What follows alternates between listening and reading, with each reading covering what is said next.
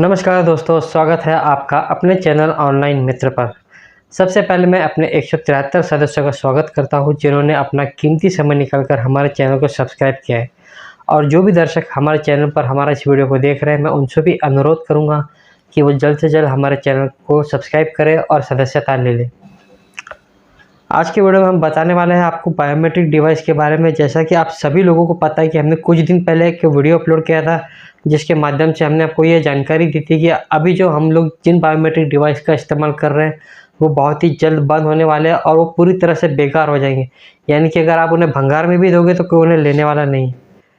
हालांकि इस पर लॉक नहीं लगाया जा रहा है, लेकिन वो डिवाइस किसी भी पोर्टल पर काम नहीं करेंगे, खासकर मनी ट्रांसफ़र के। क्योंकि अभी जो बायोमेट्रिक डिवाइस जो नए आ रहे हैं वो एल कैटेगरी के, मतलब न्यू कैटेगरी के बायोमेट्रिक डिवाइस आ रहे हैं जिन्हें L1 कहा जा रहा है। और जो हमारे जो डिवाइस है वो L0 कैटेगरी के डिवाइस है जिन्हें पूरी तरह से NPCI द्वारा बंद किया जा रहा है। और मैं जब भी कोई वीडियो बनाता हूँ तो बिना किसी प्रमाण के मैं आपके सामने वीडियो नहीं बनाता हूँ। इसलिए आज के वीडियो में आपको मैं प्रमाण भी देने वाला हूँ और इसकी जो अंतिम तिथि है, जैसा कि मैंने उनसे कहा था कि बहुत ही जल्द L1 कैटेगरी के जो डिवाइस है वो हमें परचेस करने पड़ेंगे, नहीं तो हम लोग AEPS का काम नहीं कर पाएंगे।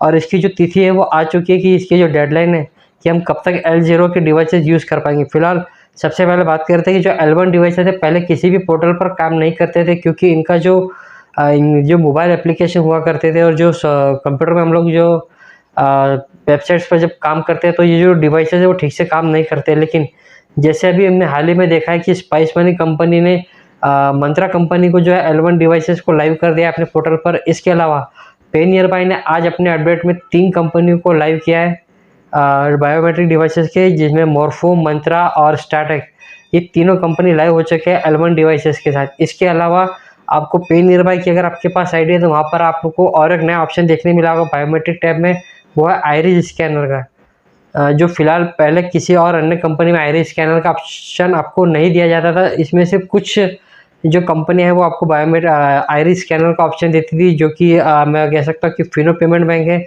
जिसमें आप आइरिस के माध्यम से पैसा विड्रॉ कर सकते हैं। इसके अलावा आपको शायद पे पॉइंट में भी इसका ऑप्शन दिया जाता था, जिसके माध्यम से आप आइरिस से पैसा निकाल सकते थे। इसके अलावा और कोई कंपनी नहीं है जिसके माध्यम से आप मोबाइल डिवाइस में आइरिस से पैसा निकाल सकते हो। बाकी जिन कंपनी में होगा वो लोग भी सिर्फ वेब पोर्टल द्वारा ही आइरिस स्कैनर से पैसा निकालने की सुविधा प्रदान करते थे। इसके अलावा अभी मैं बात करने वाला हूँ तो बहुत ही जल्द, जैसा कि आप में से जो भी रिटेलर जो मनी ट्रांसफ़र का काम करते हैं और साथ में मोबाइल के सिम कार्ड भी बेचते हैं, तो आपको पता होगा कि एक नया ऑप्शन आया जो कि बायोमेट्रिक को बाईपास कर रहा है, वो है फेस स्कैन का।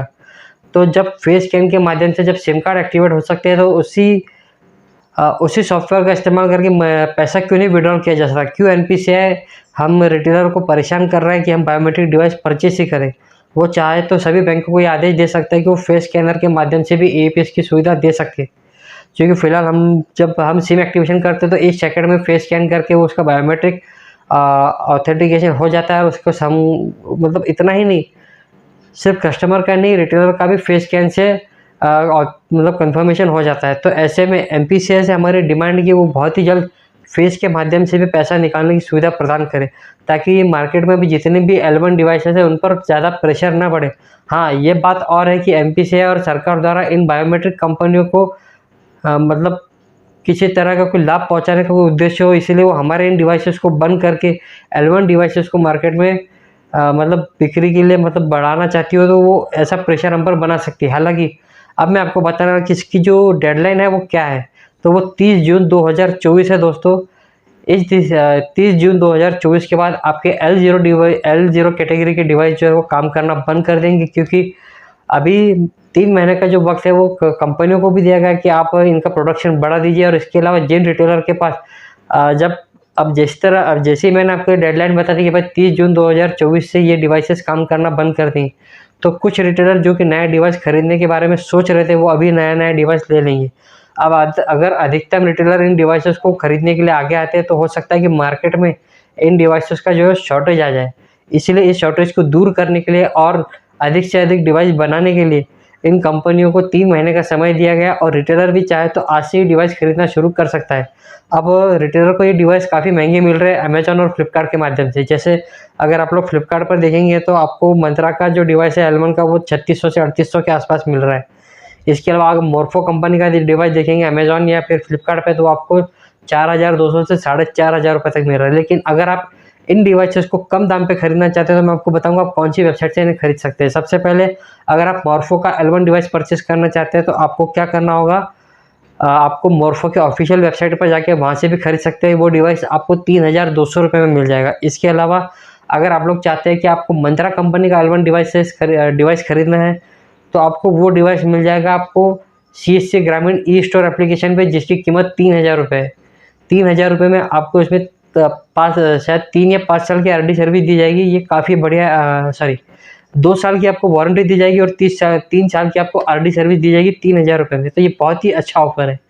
अगर आप लोग नया डिवाइस खरीदने की आज की डेट में अगर सोच रहे हैं तो इस ऑफर का आप लाभ उठाइए और CSC VLE ग्रामीण स्टोर एप्लीकेशन को डाउनलोड कीजिए और इस एप्लीकेशन के माध्यम से आप वो प्रोडक्ट परचेज कर लीजिए।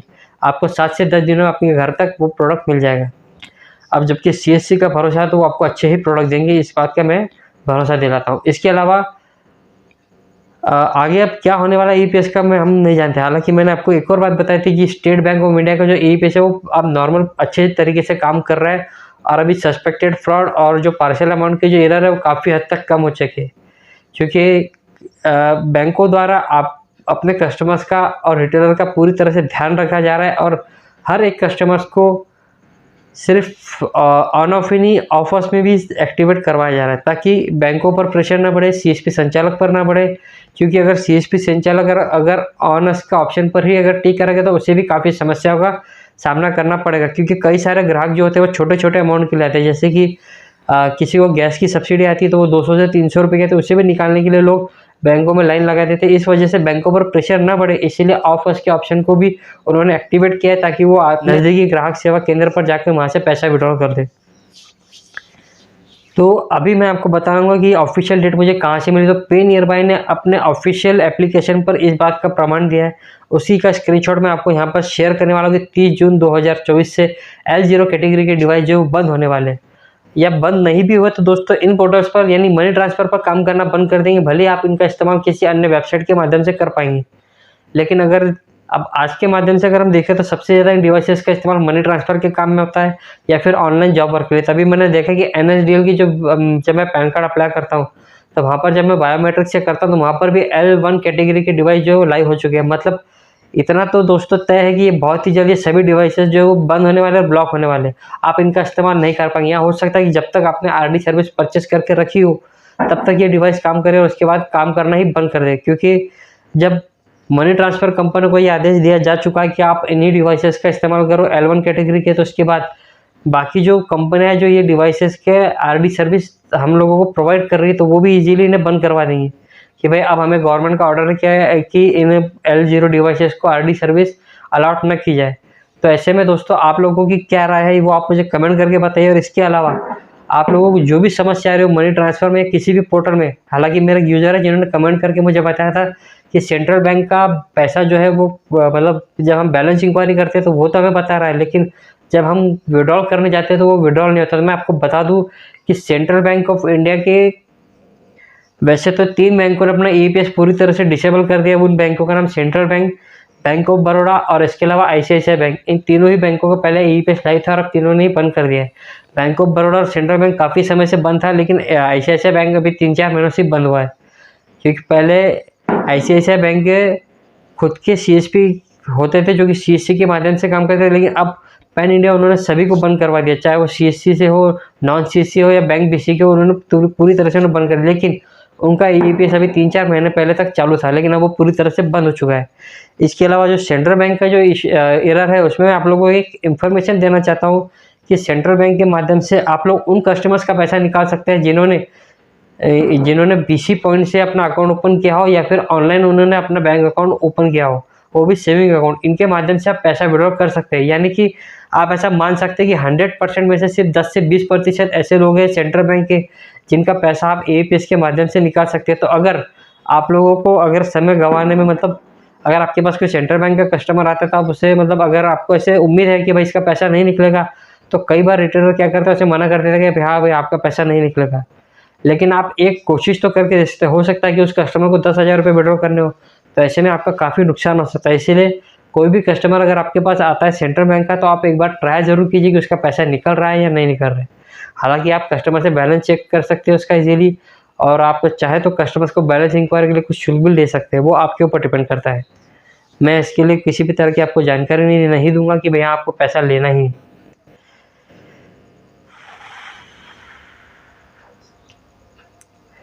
तो आज की जानकारी आप लोगों को कैसी लगी, आप हमें कमेंट करके बताइए। और अगर आपको किसी भी तरह का कुछ सवाल हो एपी से रिलेटेड या मनी ट्रांसफ़र से रिलेटेड, तो वो आप हमें कमेंट बॉक्स में नीचे बता सकते हैं। और अभी तक आप लोगों ने हमारे चैनल को सब्सक्राइब नहीं किया, तो सबसे पहले आप सब्सक्राइब कर लीजिए। आज मैं चाहता हूँ कि मेरे इस वीडियो को 1000 लाइक और 1000 सब्सक्राइबर मिले।